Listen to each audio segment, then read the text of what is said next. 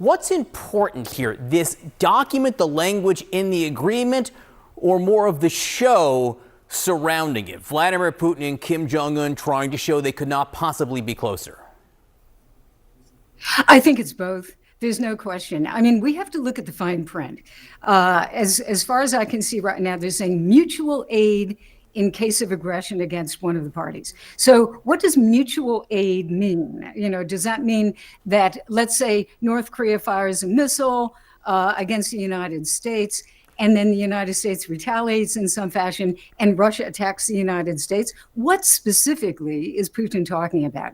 In some cases, he doesn't want to define it publicly because that implicit, and actually explicit, but implicit threat is out there, and that does what Putin wants to do. But then this big show. I mean, I am really, I guess, astounded by the fact that Putin is beginning to sound like Kim Jong-un. He's using some of the same rhetoric, you know, this hegemonic imperialist West.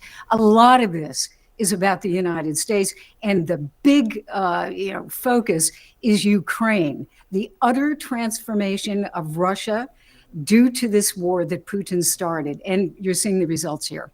Yeah, and Steve, to that point, there are some people who look at this, Putin going to North Korea. Putin may be a bit of the supplicant here. It's a sign of weakness, some say. What do you see?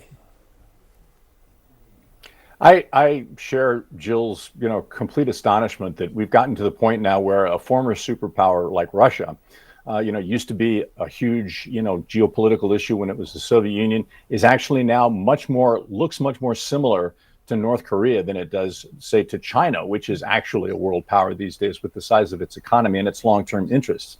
So yeah, going hat in hand to the North Koreans so that they can get better weaponry to try to fight this war that they've started with Ukraine is indeed amazing. The other thing that's amazing is that both of these countries say that they've signed this agreement out of self-defense. So I mean, last time I checked, when has either North Korea or Russia been attacked? It's actually been, certainly in the case of Russia, the other way around, where they've been attacking their neighbors, whether it's Ukraine or whether it's Georgia in the past or any other of the military action. So it is a bit rich that both of them are saying we're so concerned about our defensive posture that we have to have some sort of treaty. It's really interesting.